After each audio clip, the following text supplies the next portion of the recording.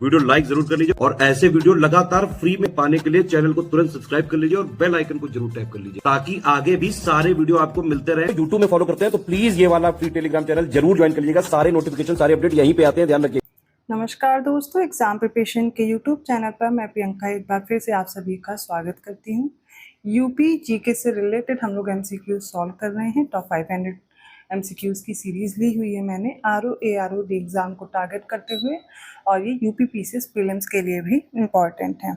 लेकिन अभी तक जो आपने क्वेश्चंस किए थे वो आपको थोड़ा सा टफ लगे। अभी जो क्वेश्चंस ऐड हो रहे हैं वो देखिए यूपी जीके में पहले जो पूछे गए हैं वो भी हैं, और ऐसे भी प्रश्न होंगे जो नए पूछे जा सकते हैं, जिनकी संभावना है। और क्वेश्चन के साथ मैं कोशिश करूंगी आपका वो भी टॉपिक क्लियर कर दूं जिस टॉपिक से क्वेश्चन पूछा गया। मतलब अगर आपके पास लोक नृत्य से कोई क्वेश्चन आए तो लोक नृत्य से रिलेटेड जितने भी फैक्ट्स हैं वो क्लियर हो जाए। अगर कोई मेला पूछा गया है तो सारे मेले लगभग रिवाइज हो जाएं।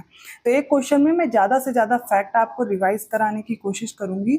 तो अगर आप न्यू हैं इस चैनल पर, डेली दोपहर 1 बजे जीएस सेक्शन की क्लास चल रही है, तो सारे जीएस के सब्जेक्ट कंप्लीट हो रहे हैं टॉपिक वाइज अभी आरओ के लिए।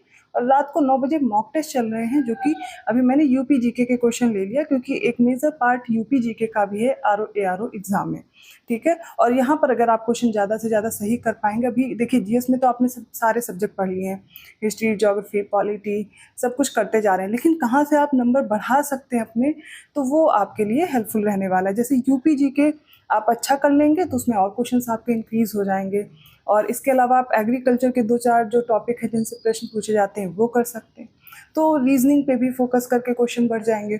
तो आप उन भी पार्ट पर ध्यान दीजिए, फोकस कीजिए जहाँ से आप क्वेश्चन ज़्यादा से ज़्यादा आप सही कर पाएँ। ठीक है, तो यूपी जीके के मैंने क्वेश्चंस लिए हुए हैं। अगर आप न्यू है इस चैनल पर, मैंने बता दिया क्लासेस का टाइम। और आप पेड कोर्स में इंटरेस्टेड हैं तो डिस्क्रिप्शन बॉक्स में मैंने नंबर दिया है, स्टडी फॉर सिविल सर्विसेज का आप कोर्स ज्वाइन कर सकते हैं। सारी जानकारी उन नंबर्स पे आपको मिल जाएगी और कोर्स ज्वाइन करके बेहतर ढंग से शुरुआत से तैयारी कर सकते हैं, जहाँ पर आपको बेसिक जो फाउंडेशन वाली चीज़ें वो पहले समझा के फिर क्लास दी जाएगी और टेस्ट सीरीज कराई जाती है। तो चलिए बिना देर के क्लास स्टार्ट करते। कल कुछ क्वेश्चन हम लोगों ने सॉल्व किए थे, आज उनसे आगे के प्रश्न देखने वाले हैं। 81st क्वेश्चन देखिए, निम्नलिखित में से कौन सही सुमेलित नहीं है? गंगा वाराणसी नदी के तट पर है, गोमती सुल्तानपुर नदी। 81st क्वेश्चन है, कौन सा सही सुमेलित नहीं है? गंगा वाराणसी के तट पर है, सुल्तानपुर गोमती नदी के तट पर, गोरखपुर कोसी नदी के तट पर, और सरयू अयोध्या। ठीक है, इनमें से कुछ आपको शहर दे दिए गए हैं और बताना है किन नदी के तट पर स्थित है। चलिए देखते हैं। तो इसका जो एक सही सुमेलित नहीं है वो ऑप्शन सी है। कई बार ये प्रश्न दिया भी गया है। तो गोरखपुर याद रखिएगा राप्ती नदी के तट पर है, ताप्ती नहीं राप्ती याद रखिएगा। ठीक है, तो ये याद रहेगा। गंगा के किनारे वाराणसी हो जाएगा, सुल्तानपुर और लखनऊ भी याद रखिएगा गोमती नदी के तट पर है, अयोध्या सरयू नदी के तट पर है। ठीक है, लेकिन इंपॉर्टेंट फैक्ट है जो गंगा नदी के दाएं तट पर अगर पूछा जाए तो कानपुर याद रखिएगा और बाएं किनारे पर वाराणसी है। ठीक है, ऐसे याद रखेंगे कौन किस क्षेत्र में है। इसके अलावा अब देखेंगे कौन से कुछ मैं आपको जनपद बता दे रही हूँ किन नदी के तट पर है। आपसे अगर पूछा जाए तो अब आपको आगे दिक्कत नहीं रहेगी। तो सबसे पहले यमुना नदी अगर देखा जाए तो जो सहारनपुर है, ठीक है, शामली, बागपत, गाजियाबाद भी याद रखिएगा, गौतम बुद्ध नगर, अलीगढ़, मथुरा। अब इसी के पास के और भी जैसे ज़िले हैं आगरा, इटावा, जौलौन, हमीरपुर, बांदा। इटावा तो मैंने बता दिया, औरैया हो गया, फतेहपुर, और प्रयागराज भी याद रखिएगा। ठीक है, यहाँ से यमुना नदी होकर प्रवाहित होती है। लेकिन गंगा नदी के तट पर अगर पूछे जाए तो फर्रुखाबाद, कन्नौज, प्रयागराज, कानपुर, वाराणसी, मिर्जापुर, गढ़मुक्तेश्वर और गाजीपुर याद रखिएगा। ठीक है, प्रयागराज कई बार पूछा गया है, वाराणसी ये भी याद रखिएगा, ये पूछे गए हुए हैं। तो आगे बढ़ते हैं।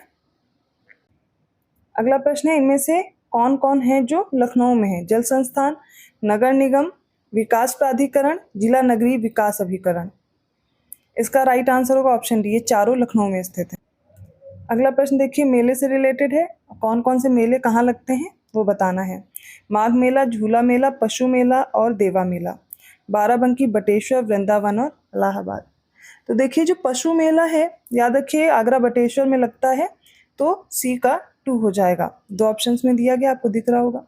माघ मेला प्रयागराज में लगता है, इलाहाबाद। ठीक है, झूला मेला आप सभी को पता है, वृंदावन, और देवा शरीफ मेला, देवा का मेला, बाराबंकी। 4, 3, 2, 1 ऑप्शन ए करेक्ट होगा। कुछ मेले भी याद करा दे रही हूँ, इसी के साथ में आपको लर्न भी हो जाएंगी, ठीक है। तो देखिए, हरिदास जयंती मेला कहाँ लगता है? वृंदावन में। रामायण मेला चित्रकूट में लगता है। गढ़मुक्तेश्वर गंगा मेला याद रखिएगा, गढ़मुक्तेश्वर हापुड़ में। बटेश्वर अभी बताया, आगरा में है ना, देवा शरीफ भी हो गया बाराबंकी। मकनपुर मेला पूछा जाएगा तो कानपुर में, बिल्हौर में याद रखेंगे। ढाई घाट मेला शाहजहांपुर, ढाई घाट शाहजहांपुर। गोला गोकर्णनाथ मेला लखीमपुर खीरी में लगता है। कालिंजर मेला बांदा में। बलरामपुर में देवी पाटन। आगरा में आपको कैलाश मेला याद रखना है। फरुखाबाद में रामनगरिया मेला, फरुखाबाद में रामनगरिया, ठीक है। लठमार होली गांव तिबरसाना मथुरा में। आयुर्वेद महोत्सव होता है झांसी में। कानपुर में बिठूर गंगा महोत्सव होता है। खिचड़ी मेला कहाँ लगता है? गोरखपुर में। गोविंद साहब मेला अंबेडकर नगर। रामनवमी मेला अयोध्या में। लेकिन राम बारात याद रखिएगा कहाँ पर? आगरा में। आगरा में हमने बटेश्वर बताया, राम बारात बताया, कैलाश मेला बताया, तो ये कहाँ के हो गए? ये आगरा का होगा, ठीक है। इसके अलावा बेरिया घाट मेला हरदोई में लगता है और नौचंदी मेला मेरठ में याद रखिएगा। नौचंदी कहाँ पर लगेगा? मेरठ में, ठीक है। आगे और भी क्वेश्चंस आएंगे तो उसमें हम लोग डिस्कस करते रहेंगे। हरिदास जयंती वृंदावन, और इसके अलावा सैयद सालार है ना, वो लगता है बहराइच में। चलिए आगे बढ़ते हैं।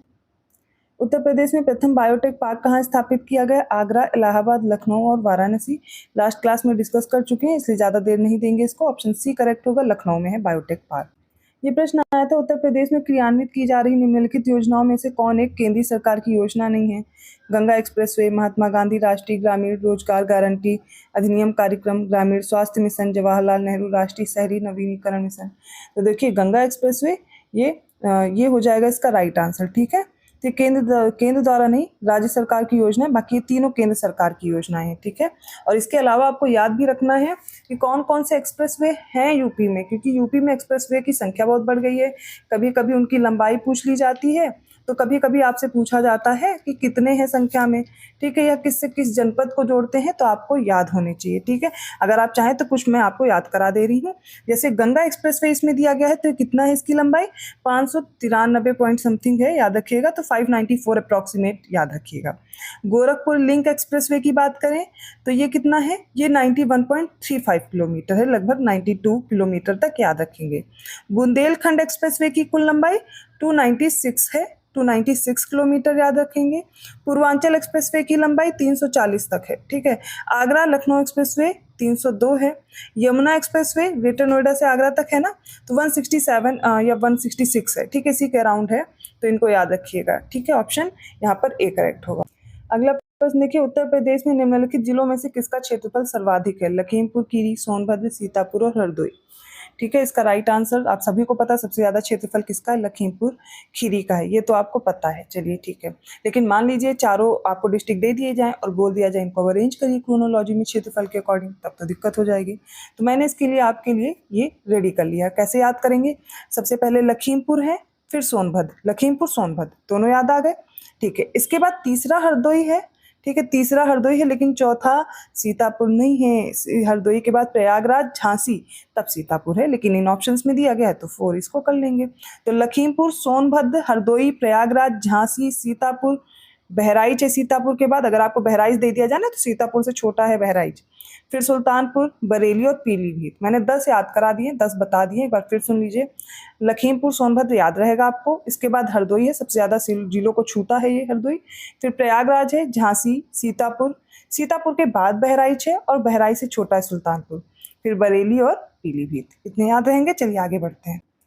अगला प्रश्न है, भारत के राज्यों में यूपी किस उत्पाद का सबसे बड़ा उत्पादक नहीं है? फूलों का, गेहूं का, आलू का, गन्ने का। मैंने आपको याद करा है, गन्ना, आलू, गेहूं, इन तीनों में यूपी अग्रणी है, लेकिन फूलों का उत्पादक नहीं है, ठीक है। ऑप्शन ए करेक्ट होगा। ऐसा नहीं कि फूल का उत्पादन ही नहीं होता, लेकिन ये सबसे बड़ा उत्पादक नहीं है, ठीक है। ऑप्शन ए करेक्ट होगा।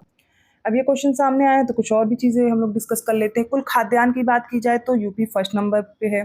कुल अनाज में पहले नंबर पर है। गेहूं, चावल, गन्ने में पहले नंबर पर है, ठीक है। नेस्टमेट के अकॉर्डिंग चावल में भी यूपी फर्स्ट नंबर पर है, याद रखिएगा। कुल खाद्यान्न में, कुल अनाज में, गेहूं के उत्पादन में, चावल में, गन्ने में यूपी पहले स्थान पर है, ठीक है। जनसंख्या में तो है ही है, ये भी आपको याद ही है, तो ये बताने वाली चीज़ नहीं है, ठीक है। समग्र बागवानी की बात होगी तो भी पहले नंबर पर है। कुल सब्जी के उत्पादन में आलू आलू, आम, अमरूद, तरबूज, खरबूजा, हरी मटर, शहद, इन सब में पहले नंबर पर है। मेंथा का अग्रणी उत्पादक है मेंथा भी। और गुलाब में लूज और कट वाला है, इसके उत्पादन में भी पहले नंबर पर है। फूलों में नहीं है लेकिन गुलाब में है, ठीक है। दुग्ध में और कुल पशुधन में यूपी पहले नंबर पर है, याद रहेगा। अगर नलकूप से सिंचाई की बात होगी ना तो भी यूपी पहले नंबर पर आ जाएगा। कुल सिंचित क्षेत्रफल में भी यूपी का पहला नंबर है। इवन नहर सिंचाई से क्षेत्रफल पूछा जाए उसमें भी आपको पहला नंबर याद रखना है, ठीक है। लेकिन दूसरे स्थान, मतलब दूसरा स्थान कभी कभी पूछ लिया जाता है, तो दूसरे स्थान में जौ में दूसरे नंबर पर है, बाजरा में दूसरे नंबर पर है, रेपसीड और सरसों में दूसरे नंबर पर है, मसूर में दूसरे नंबर पर है, अलसी, आंवला में अब दूसरे पे आ गया है, याद रखिएगा। पहले नंबर पे कौन है बताइए। और गाजर, शकरकंद, लौकी के उत्पादन में भी ये दूसरे नंबर पर है। मीट के प्रोडक्शन में भी ये दूसरे नंबर पर है, ठीक है। तो आपको ये दोनों याद रखने फैक्ट बहुत अच्छे से। जिनको नहीं तैयार है, मैंने फिर कहा है, एग्रीकल्चर का data study for civil services के मेन चैनल पर देख सकते हैं, ठीक है। लेकिन मैंने इतना याद कराया तो याद रहेगा ना। कुल खाद्यान्न, कुल अनाज, गेहूं, चावल, गन्ना, ठीक है। समग्र बागवानी, कुल सब्जी, आलू, आम, अमरूद, तरबूज, खरबूजा, हरी मटर, शहद, मेंथा, गुलाब, दुग्ध उत्पादन और कुल पशुधन में यूपी पहले नंबर पर है। दूसरे में जौ, बाजरा, रेपसीड और सरसों, मसूर, अलसी, आंवला, गाजर, शकरकंद, लौकी, मांस, इन सब में दूसरे नंबर पर है, ठीक है, याद रहेगा। चलिए आगे बढ़ते। वैसे सर ने ट्रिक भी बताई है याद करने की, उस ट्रिक से भी आपको तैयार हो जाएगा। अब आप ये मत सोचिएगा कि 10-15 क्वेश्चन में ही इतना टाइम लग जाता है। देखिए एक एक क्वेश्चन के साथ में उसके साथ साथ जो भी प्रश्न बन सकते हैं उन सबको डिस्कस कर ले रही हूँ। तो आप ये मत सोचिए कि कुछ ही क्वेश्चंस हो रहे हैं, उनके साथ भी तो आप देखिए कितने फैक्ट डिस्कस हो रहे हैं। आपकी थ्योरी भी कंप्लीट हो रही है, साथ में क्वेश्चन भी पता चल रहा है कैसे पूछा जाएगा। तो 88 क्वेश्चन है। उत्तर प्रदेश में निम्नलिखित में से किस स्थान पर एक नाभिकीय ऊर्जा परियोजना स्थित है? ओबरा, पनकी, नरौरा, हरदुआगंज। तो जब नाभिकीय ऊर्जा की बात होगी तब नरौरा याद रखेंगे और ऑप्शन सी सही होगा। नरौरा कहाँ है? बुलंदशहर, ऑप्शन सी करेक्ट है। जिनको भी ताप विद्युत परियोजनाओं में प्रॉब्लम है वो मेरे साथ तैयार कर लेंगे, ठीक है। जब जल विद्युत परियोजनाओं का नाम आएगा तो आपको माता टीला याद रखना है, बेतवा नदी पर ललितपुर में। माता टीला, बेतवा, ललितपुर। ओबरा दिया गया है ना इसमें। ओबरा कैसी है? जल विद्युत परियोजना है। ओबरा कहाँ पर है? तो ओबरा स्थित है सोनभद्र में, रिहंद नदी पर, ठीक है। सोनभद्र, रिहंद नदी, ठीक है। इसके अलावा राजघाट याद रखेंगे, बेतवा, ललितपुर, रिहंद नदी पर है सोनभद्र में। ये सारे कहाँ पर हैं? ये इंपॉर्टेंट है, पूछे जाते हैं। तो ये सारे कहाँ पर हैं? ये जल विद्युत परियोजना है और उनकी लोकेशन मैंने याद करा दी है, ठीक है। इसके अलावा अगर कुछ पूछे जाते हैं, जो तापी परियोजना है, तो ओबरा कैसी है? तापी परियोजना है। और नाभिकीय ऊर्जा के लिए मैंने बताया हुआ है नरौरा है, ठीक है। कभी कभी सिंगरौली भी दे दी जाती है, तो सिंगरौली याद रखिएगा सोनभद्र में है, ठीक है। तापी विद्युत निगम जो एनटीपीसी है इसके द्वारा स्थापित जो तापी विद्युत संयंत्र है उसमें सिंगरौली है, रिहंद है और ऊंचाहार है रायबरेली में, टांडा है अंबेडकर नगर में, दादरी कहाँ पर है? गौतम बुद्ध नगर में, ठीक है, याद रहेगा। आगे देखते हैं। जो आपका ये हरदुआगंज रह गया है, हरदुआगंज अलीगढ़ में है, ठीक है। विद्युत उत्पादन निगम लिमिटेड जो है इसके द्वारा तापी विद्युत संयंत्र स्थापित किए गए थे। तो उसमें अनपरा है सोनभद्र में, ओबरा सोनभद्र में है, ठीक है। ओबरा भी हो गया, अनपरा भी होगा। हरदुआगंज कहाँ है? अलीगढ़ में है। पनकी कानपुर में है, याद रहेगा। परीक्षा कहाँ है? झांसी में स्थित है, ठीक है। तो ओबरा मैंने बता दिया, अनपरा भी बता दिया। चलिए आगे बढ़ते हैं। 89 क्वेश्चन देखिए, निम्नलिखित में से कौन सा एक सही सुमेलित नहीं है? देवा बाराबंकी में लगता है, मेला दिए गए। आल्हा कहाँ का है? महोबा का है। कर्मा नृत्य कहाँ होता है? तो ये मथुरा में दिया गया, कजरी, मिर्जापुर। एक इनकरेक्ट है और वो हो जाएगा, कल मैंने कर्मा कितना डिटेल में डिस्कस किया था, ऑप्शन सी इनकरेक्ट है। अब आप बताएंगे कर्मा कहाँ होता है, किस जनजाति के द्वारा किया जाता है। अगला प्रश्न है, निम्न में से उत्तर प्रदेश के किस जनपद में कालिंजर का किला स्थित है? झांसी, बांदा, चित्रकूट, जालौन। राइट आंसर क्या होगा? Option B Banda. ये सभी को याद है, इसमें ज्यादा टाइम देने की जरूरत नहीं है। अगला प्रश्न है, उत्तर प्रदेश में चमड़ा उद्योग के प्रमुख केंद्र कौन से हैं? आगरा, कानपुर, आगरा इलाहाबाद, कानपुर इलाहाबाद, कानपुर मेरठ। तो चमड़ा उद्योग कहाँ पर हो जाएगा? ये हो जाएगा आगरा, कानपुर में। ये इंपॉर्टेंट है क्वेश्चन, पूछा गया है इसमें। उत्तर प्रदेश राज्य पर्यटन विकास निगम लिमिटेड की स्थापना कब की गई? 1974, 1978, 1984, 1990। राइट आंसर क्या होगा? ऑप्शन ए 1974 में। अगला प्रश्न है, भारत के किस राज्य में अनुसूचित जातियों की जनसंख्या सर्वाधिक है? इसका राइट आंसर क्या होगा? बिहार, तमिलनाडु, यूपी और वेस्ट बंगाल में से बताना है, ठीक है। सबसे ज्यादा एससी की संख्या कहाँ है? यूपी में है, यूपी में है, इसलिए उत्तर प्रदेश का प्रश्न भी ये पूछा गया, इसी में इंक्लूड किया गया है, तो जाहिर सी बात है यूपी में है। अब इसके अलावा आपसे ये पूछा जा सकता है कि एससी की कितनी पॉपुलेशन है जो यूपी में निवास करती है ना। SC के बारे में, STs के बारे में, तो वो परसेंटेज भी आपको याद रखना है। उससे पहले जो जनगणना से रिलेटेड कुछ महत्वपूर्ण तथ्य हैं वो मैं आपको याद करा दे रही हूँ। तो उसमें सबसे पहले देखिए, जो सर्वाधिक जनसंख्या वाला जिला है वो कौन सा है? प्रयागराज। सबसे कम महोबा। ठीक है, ये 2 याद हो गए। इसके अलावा आपको याद रखना है सर्वाधिक 10 की वृद्धि कहाँ हुई? तो गौतम बुद्ध नगर में। ठीक है, न्यूनतम 10 की वृद्धि कहाँ हुई? कानपुर में। सर्वाधिक जनघनत्व कहाँ है? गाजियाबाद का। सबसे कम जनघनत्व कहाँ है? ललितपुर का। ठीक है, याद रहेगा। तो अनुसूचित जातियों की जो जनसंख्या का प्रतिशत है यूपी में वो 16.6% है। तो ये हमने अनुसूचित जातियों की जनसंख्या की बात की है, ऑप्शन सी करेक्ट है। लेकिन इसके अलावा अगर SCs की पॉपुलेशन परसेंटेज वाइज पूछी जाएगी तब पंजाब याद रखिएगा। सर्वाधिक अनुसूचित जाति वाले अगर जिले पूछे जाएंगे यूपी में तो सीतापुर में सबसे ज़्यादा है। सीतापुर, प्रयागराज, हरदोई और आजमगढ़ याद रखेंगे। सबसे ज़्यादा सीतापुर में, सबसे कम कहाँ है? बागपत में। बागपत, श्रावस्ती, गौतम बुद्ध नगर, महोबा। लेकिन सर्वाधिक में सीतापुर, सबसे कम बागपत। याद रखना है आपको। ठीक है, आगे बढ़े। चलिए अगला प्रश्न देखिए, रामपुरा जो भारत में प्रथम गांव और अपना सौर ऊर्जा प्लांट लगाने वाला बना वो कहाँ स्थित है? तो यूपी में है, ऑप्शन डी करेक्ट होगा। अगला प्रश्न देखिए, ऐसे भी आ सकता है कि निम्नलिखित में से कौन उत्तर प्रदेश के मुख्यमंत्री नहीं रहे हैं? गोविंद वल्लभ पंत, TN सिंह, नित्यानंद स्वामी या राम नरेश यादव? इसमें से नित्यानंद स्वामी नहीं रहे। गोविंद वल्लभ पंत, TN सिंह, राम नरेश यादव ये सभी यूपी के CM रह चुके हैं। तो आज के इंपॉर्टेंट क्वेश्चन थे। आई होप आपको समझ में आए होंगे। किसी भी क्वेश्चन में डाउट लगे आप कमेंट करके पूछ सकते हैं। वीडियो अच्छा लगा तो लाइक करना मत भूलिए। चैनल को अभी तक सब्सक्राइब नहीं किया है तो कर लीजिए। और ये आपके सामने नंबर्स दिए गए हैं, इन पर आप पेड कोर्स की जानकारी ले सकते हैं और अपने कोर्स को ज्वाइन कर सकते हैं। मैं मिलती हूँ ऐसे क्वेश्चन के साथ अगली क्लास में। तब तक के लिए धन्यवाद।